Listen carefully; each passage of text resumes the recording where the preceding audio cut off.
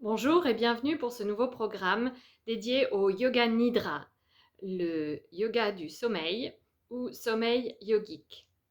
En quelques courtes sessions, nous allons apprendre à apprivoiser cette technique qui a été élaborée par la Bihar School of Yoga et ensuite qui a changé au cours du temps grâce à d'autres professeurs tels que Uma Dinsmortuli par exemple. Donc, dans cette introduction, je vous explique d'abord comment vous installer et ensuite ce qu'est le Sankalpa, un mot que vous allez entendre dans les prochaines sessions. Alors, dans un premier temps, donc en général, le Yoga Nidra se pratique allongé.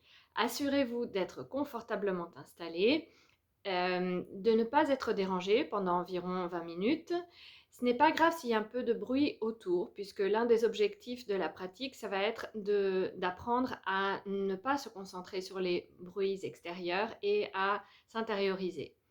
Donc, l'important, c'est plutôt de ne pas être dérangé, d'être confortablement installé, plus ou moins à plat, avec peut-être un petit support sous la tête. Et éventuellement, si vous avez un peu des douleurs dans le bas du dos, ça peut être intéressant de surélever les genoux en mettant un coussin sous les genoux. Et en général, comme le yoga nidra c'est très relaxant, on va commencer à frissonner un petit peu si on ne couvre pas le corps. Donc mettez un pull ou une couverture légère par-dessus pour être à l'aise pendant la pratique. Et donc ensuite, on va parler, pas forcément dans la première séance, mais en tout cas dans les séances suivantes, du Sankalpa. Le Sankalpa, c'est une affirmation positive. En effet, le Yoga Nidra peut nous servir en quelque sorte à nous reprogrammer ou du moins envoyer des messages positifs à notre subconscient, puisque le Yoga Nidra, c'est comme une porte ou une fenêtre qu'on ouvre. Dans un sens, on va pouvoir accéder à son subconscient et en même temps lui envoyer des messages. Et l'idée, c'est que dans un état de relaxation profond qu'on va atteindre tout simplement en étant allongé et en suivant la voie qui nous guide, eh bien, on va en quelque sorte se détendre suffisamment pour aller au-delà des barrières qui peuvent nous empêcher d'entendre notre voix intérieure.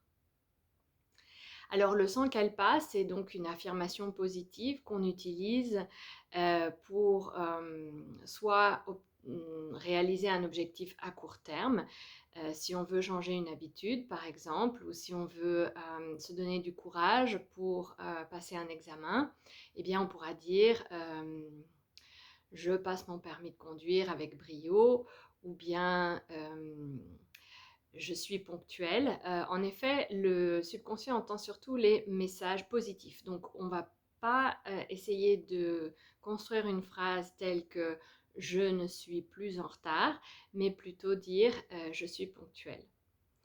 Et cette phrase sera répétée au moment où la voix qui vous guide vous le proposera en début et en fin de séance.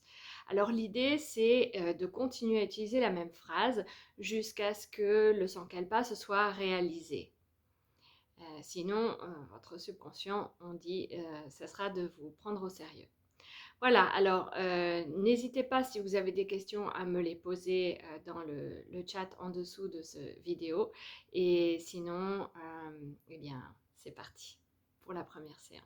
À bientôt!